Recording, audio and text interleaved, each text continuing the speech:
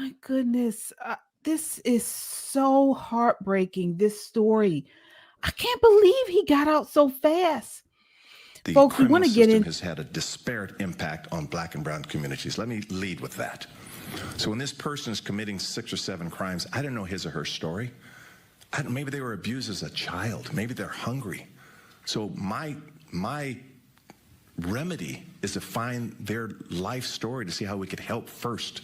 I have no desire to put them in jail, but I need to protect you, and that's the calibration. Stood up with me on top of him, just stood up and threw me 10, 15 feet across the room and went after her. Dean Tipton says December 7th, 2015 is a night that changed his life. He says his children woke him up.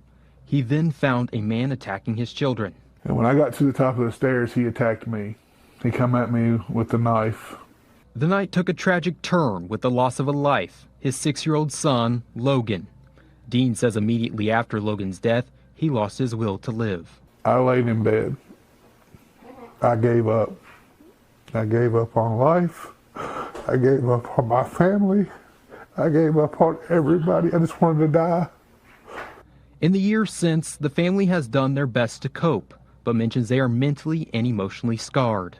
And they are hurt that Ronald Exantus will no longer be behind bars. Everybody deserves a fighting chance to have justice for them, and it's not. I've had my talks with God, because I'm not afraid to tell you all. I told the court, if I ever cross paths with him, I will kill the man. I will kill him where he stands. The unholy release of Ronald Exantus, the monster who savagely stabbed an innocent 6-year-old Logan Tipton to death in his own bed back in 2015, after serving a measly 7 years, folks. 7 years, less than a decade, for ending a child's life. This animal's back on the streets. Folks, we want to get into this. Again, as you come in, please hit that like button. We want this to get out to as many people as possible, because the mainstream media news isn't really covering this story. It's only influencers and YouTube channels like ours that are really getting into this. To help us unpack this and react to this story, we're bringing on Gimpy from Just the Guys podcast, and he is also, our Metro Conservative Media brother here. How are you doing tonight, Gimpy? I'm good. Thanks for having me. Good. Yes. I want to just get your reaction to this first, and in particular, which has been really going viral, is this father saying that, if he sees this man, he's going to unalive him. Do you think? Yeah, I want to sit on that guy's jury afterwards, so I can vote not. Me too. Say again. Yeah. So I want to sit on that guy's jury after he does it, so I can vote not guilty. Yeah. Oh, dude, any parent would do that. The crazy thing about this is that when people give victim impact statements about how someone in their family has been brutalized and that kind of thing, there are a lot of other things going on in the courtroom. And what I really wish they would do is, when victim families are giving an impact statement, that nothing moves in that courtroom. Nothing. There's no shuffling of papers. There's no looking at other computer screens. I need the judge.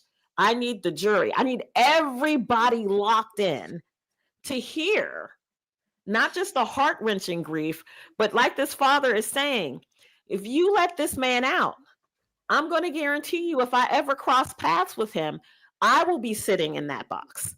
Without question, I'm going to prison because I'm going to kill him.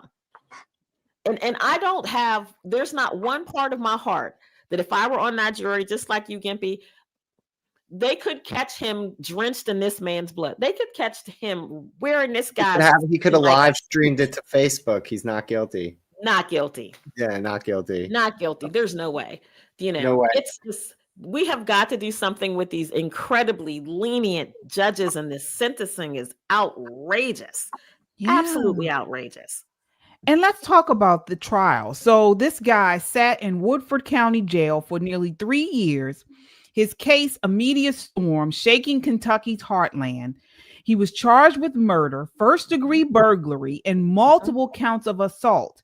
The trial kicked off in April of 2018, a 3-week spectacle of graphic testimony and psychiatric duels. Prosecutors painted him as a cold-blooded killer, a seemingly normal nurse with no prior record who snapped into savagery without warning. So, but the defense hammered the insanity angle, saying Exantus suffered from severe mental illness, undiagnosed until the attack, with common hallucinations urging the violence. And that's what he got off on. The jury came out with a split verdict, I believe, not guilty by reason of insanity on Logan's murder and the burglary, sparing him a life sentence. And, he was sentenced that same month to 20 years in prison. He was shipped to Kentucky State Pen, with the Kentucky Supreme Court upholding in 2020 amid appeals. But he was then released after 10 years. Is that right? 10 years in prison. Yep. Guess he's no longer crazy. If you get convicted guilty by reason of insanity, make mental institutions great again, you're in Bellevue for the rest of your life. Right. If we're going to foot the bill, you're going to be in the place you belong, right? And you're never getting out. You murdered a 6-year-old, you're never coming home. There's no, sorry, it doesn't matter what the verdict says. The verdict said you're crazy. You're never being reintegrated into society, period. That's it. You're in a padded room for the rest of your life. That's what the alternative. The other one is you're in a concrete cell the rest of your life. You don't kill a 6-year-old, get convicted, and somehow walk away a decade later. That's just, I'm sorry. I'd be like that dad, and every minute I end up in jail would be worth it. I'm sorry. He terrorized that family.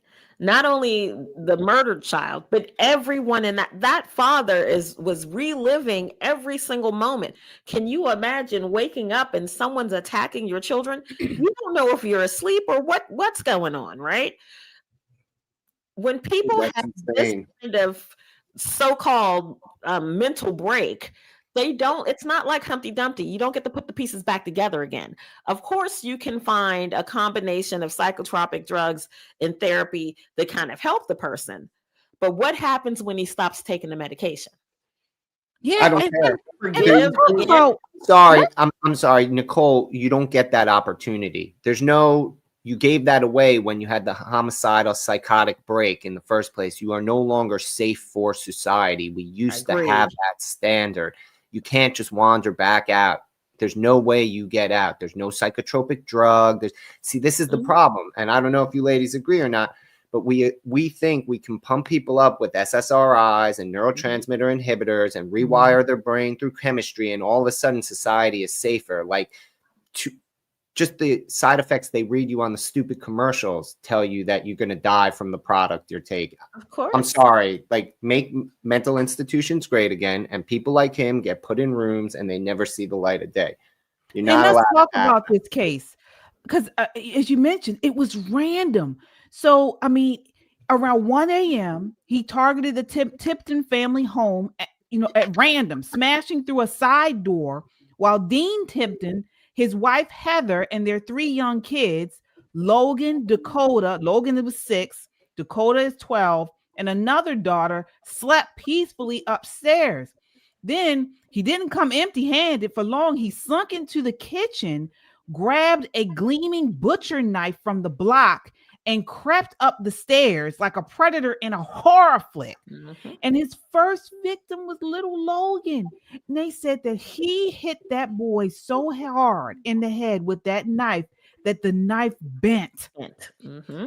I mean, blood soaked the sheets, and all they heard was the little boy screaming. They let this man out in 10 years? 7.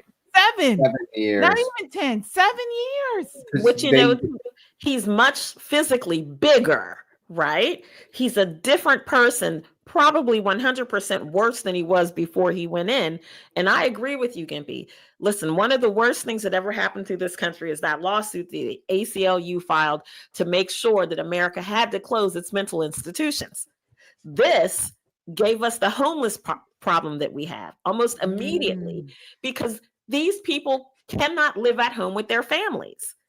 They cannot. The guy that Daniel Penny choked out, his family was crying, oh, we love our brother, we love our son, but he couldn't live with any of you because he was a damn menace, right? Mm-hmm. So you turn him out onto the street and they wreak havoc all over the public, and these judges give them this little slap on the wrist, a slap on the wrist, a slap on the wrist, until it's one of their children that are stabbed in the head so hard that a knife breaks in two. It's one of their kids. Our society has lost the sense of what real consequence is. The punishments have to be so brutal that people don't want to commit the crimes. It used to be that way. It wasn't a game. Even though we have a legal system that protects the innocent the best it can, once you cross that line, it was supposed to be over. The fact that people are talking about felons should have the right to vote. No, that's the whole point. That's why you don't get felonies, so you don't lose your right as a citizen, right? Like, no, you are not the same as everyone who isn't a felon. That's not how it works. If you're mentally insane, you are not the same as the rest of us. I'm sorry, it has to stop. At some point, we have to say enough is enough, or you won't have a society. It'll just be crazy people walking around. Right. Well, listen to this. I mean, take a look at this next clip of Mayor Bruce Harrell. He's the mayor of Seattle, and what he thinks on his perspective of crime. This is clip 5. The criminal system has had a disparate impact on Black and brown communities. Let me lead with that. So when this person is committing 6 or 7 crimes, I don't know his or her story. Maybe they were abused as a child. Maybe they're hungry. So my remedy is to find their life story to see how we could help first. I have no desire to put them in jail, but I need to protect you, and that's the calibration. So, this is the thinking. Can I say, listen, putting my Shelley hat back on. That's some beta cuck bullshit if I ever heard of my whole life. I don't care if you were abused as a child, as a grown man. If you're wreaking havoc on the general public, your ass needs to be in a cage. It's not his job. I'm sorry, that's not his job. He's lying to you, all of us. He's gaslighting us. His job is to ensure the public safety. And it doesn't matter what this guy's rationale for why they're breaking the public safety. They're violating the public safety. His first right is to make sure to deal with the public safety issue, not whatever the hell he just talked about. I'm sorry. I agree with you, Nicole. But this is what I'm saying. When our own police force don't have consequences, look, dude, Vlad Tepes, there was no theft. They used to have diamond-encrusted, jewel-encrusted public water cups in the guy that everybody calls Count Dracula's country. Why? Because if you stole, they cut your hand off instantly. It wasn't a trial. It wasn't a long thing. Your hand just came right off because they caught you stealing. Right? Consequences. I'm not saying you should be brutal like that. What I'm saying is our system used to have consequences. Used to have long-term, permanent consequences. A stain on your record followed you for forever. Well, wait a minute, because we have some people. Yeah, we have some people pushing back against you on that. So we have here some people in the timeline saying, here's Sergeant King says, I disagree on that one. If you served your time, fine. You should get all rights back. No, that is a misunderstanding. Kung Fu CJ says, Gimpy, I am a felon of a white collar. You should never have a right to vote. You are a felon. That is the thing. Consequences have to hold. You have to pay the price. Doing your time that you had your life, your freedom removed from you is because freedom is the guaranteed right in this country. So you're punished by having your freedom removed. You didn't even out the balance. That person's life that you killed or that property that you stole isn't evened out. You just paid the societal consequence for your negative behavior. You now have a scarlet letter for the rest of your life. There is no forgive and forget in the eyes of the law.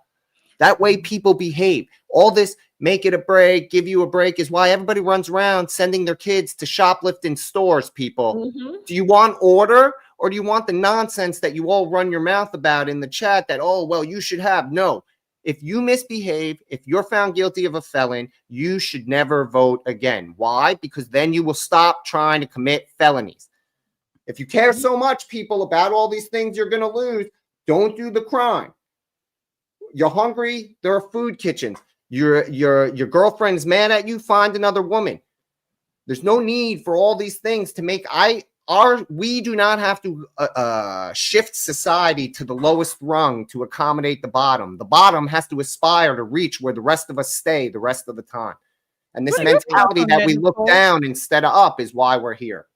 We do have to have some societal norms, without question, because without having some norms and mores for our society, we have what we have in certain places, this kind of lawlessness. When we talk about Portland and Seattle, where you've got Antifa, grown adults walking around in shiesty masks, pepper spraying cops and all this kind of lawlessness, is because that is what's normal. That's what's expected. The police force, if they respond, may show up with a social worker to try to talk you, through the bullet that's in your chest. We have to get very serious in this country about what our country is made of. I personally fully believe that if you take someone's life, there is no coming back from that. There is no coming back from that. At some point, life has got to have a value to American citizens. And I mean that as somebody who's not afraid of war. Make no mistake, we're going to fight for what's ours and defend what's ours. But if I'm walking down the street and I'm murdered by some guy who claims he was beaten as a 3-year-old and needs a sandwich, do you not see the lunacy in that? He's out before my family's finished grieving. I know. We've got to stop doing this. Congressman Fine from Florida has that bill that he's trying to push through that says these judges that let people walk on this kind of shit, we should be holding them accountable. I'm sorry.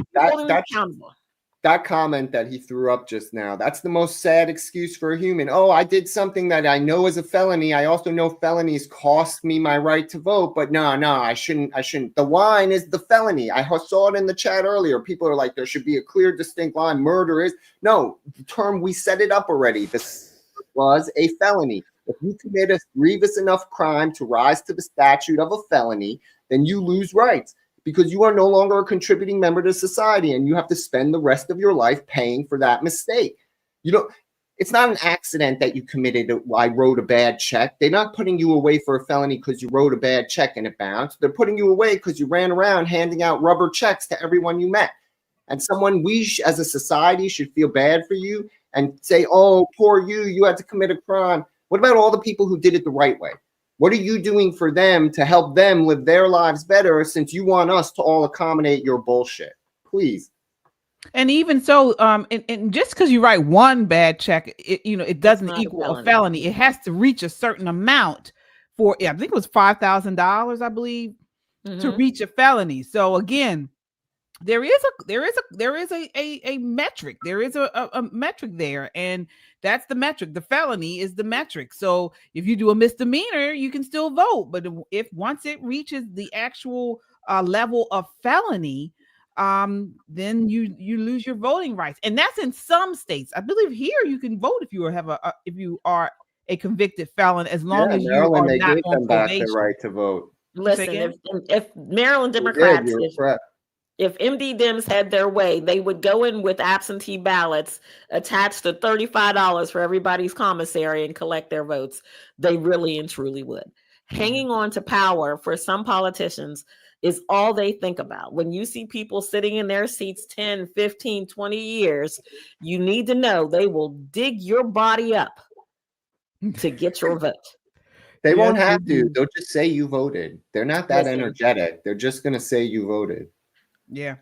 Well, Gimpy, thank you so much for joining us on this topic. I knew you were passionate about this and I had to get your perspective. So thank you. Thank you, Gimpy. Thank you.